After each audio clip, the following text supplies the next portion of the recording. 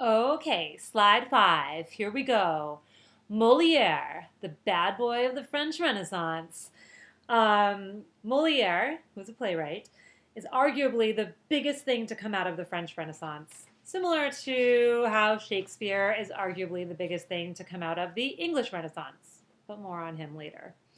Okay, so we're going to be studying a bit about Moliere right now. This is going to be really good context because you're going to be reading a play by Moliere called Tartuffe coming up. And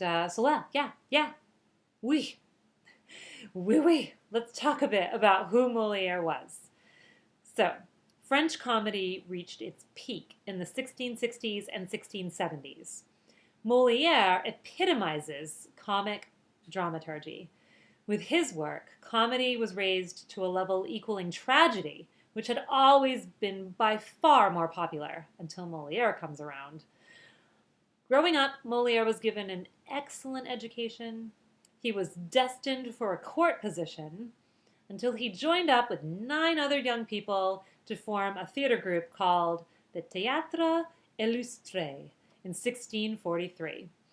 And that group failed in Paris, but then set off on a tour that lasted all the way until 1658. That's a really long tour, 1643 to 1658. They must have been doing something right. By 1651, Moliere was head of this acting troupe. Then he begins writing plays versus just performing in them. And the company becomes more and more successful with the audiences, and they take over a major playhouse in Paris from 1660 until 1673.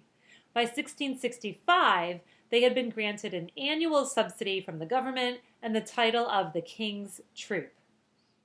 So they're doing really well.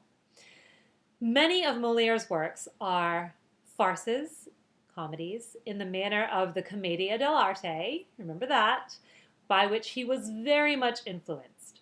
His greatest achievements were his comedies of character and manners, which includes the play Tartuffe. These plays showcased his observations on contemporary manners and character types.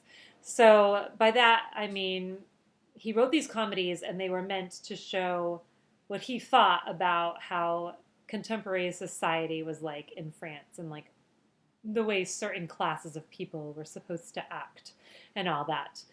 And that sometimes got him into a little bit of trouble and controversy. Okay. The most bitter controversy was that surrounding Tartuffe. Because in Tartuffe, the main character, the title character, is exposed as a religious hypocrite. And when it was first performed in 1664, many saw it as being a play that condemned all religion. And Moliere actually had to rewrite it twice before it was authorized to be performed. It kept getting banned. But the 1669 performance, once it was actually allowed to be performed, actually ran for 33 consecutive performances, which was a record for its time. So it was super popular. Moliere had made comedy as a genre to be a vital reflection of contemporary life and manners. It was his work really transformed comedy into being this idea of reflecting on contemporary life and society and making kind of like judgments about all those things.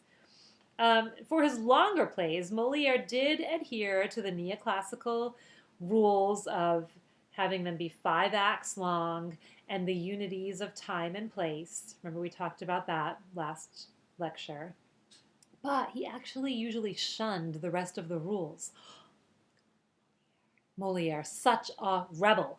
Some of his plays are written in verse, others in prose, and most of his plays are set in drawing rooms, which was actually very different from the typical comedies of the time that usually took place outdoors based on Roman classical influence.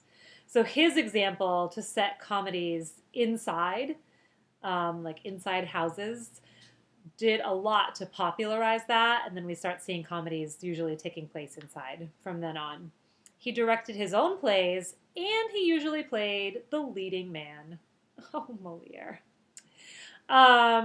So on the last bullet on this slide, you should see a link to a video. It's a short crash course on Moliere, and it should be very, very helpful in helping you understand even more about Moliere and in understanding about Tartuffe, which is our next play to read.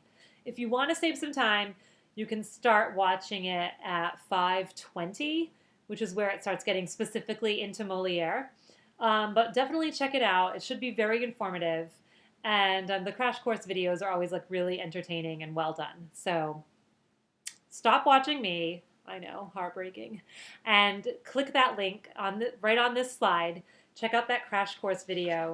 And then you are done with this lecture. And I'll see you on the discussion boards. And we'll have some fun reading Tartuffe. Okay? All right. Au revoir.